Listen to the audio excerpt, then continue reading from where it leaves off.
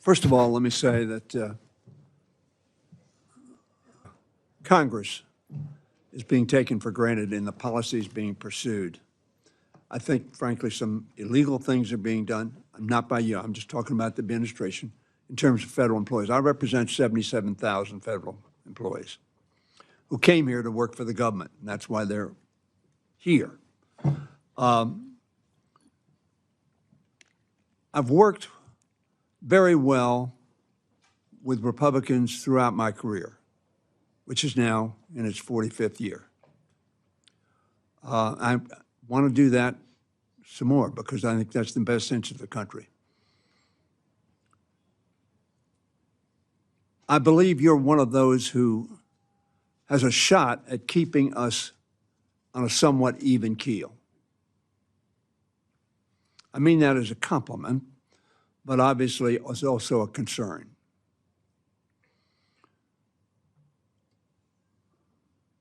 When you say, and I want to reiterate this, that we have a spending problem, and I retort to you, no, what we have is a paying for problem. If I make $1 million, I can spend $999,000 less taxes. But if I make $500,000, I spend $1 million. That is a paying problem because I don't pay for it and I accumulate debt. That's how debt goes. Now, I was here in the Reagan administration some period of time ago. We were told that the tax cuts that were passed in 1981 were going to pay for themselves. They did not. It perhaps will surprise you, maybe you know this figure. The largest increase in the national debt was under Ronald Reagan, the only president who had a triple-digit, 189% increase in the national debt during the course of his term. It might also surprise you that Clinton is the only one who was 30% or lower since Ronald Reagan. Clinton is the only one who balanced the budget. Now, one of the reasons we did so is because we had bipartisan objectives. The Republicans wanted to cut taxes, which is their mantra, and we wanted to invest, as we call it, as opposed to spending, in children's education, in people's health care, in safety, et cetera, et cetera. If we continue this logic that we have a spending problem and discount taxes as spending, when we did the tax increase under in 2017, you may recall, the Republicans gave themselves a $1.5 trillion headroom. The reason it was limited to that is because the senator from Tennessee wouldn't go higher than that. So in other words, a $1.5 trillion unpaid for headroom to give a tax cut. That is spending because you're cutting prices while increasing costs. That's what causes deficits. Some of my Republican friends, I'm a strong supporter of national defense, but I do not delude myself that raising $150 billion in national defense expenses don't cost taxes. We don't have $150 billion to either cut taxes with or to spend money with, so we borrow. And when my friend talks about hypocrisy, we all know if you spend more than you get, you go into debt. And that's what we do as a country on both sides of the aisle.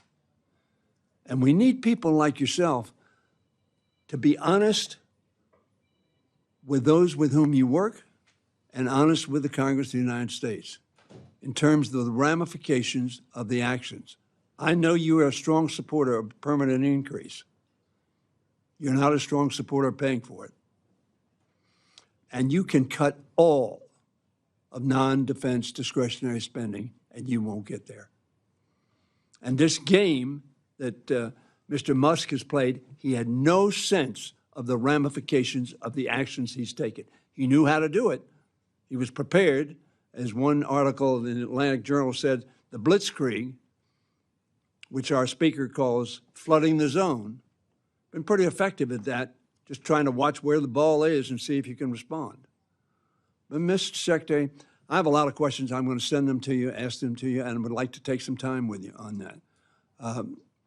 I have great respect for your background and your abilities, and I am really praying that you will bring a voice of reason and rationality to our deliberations.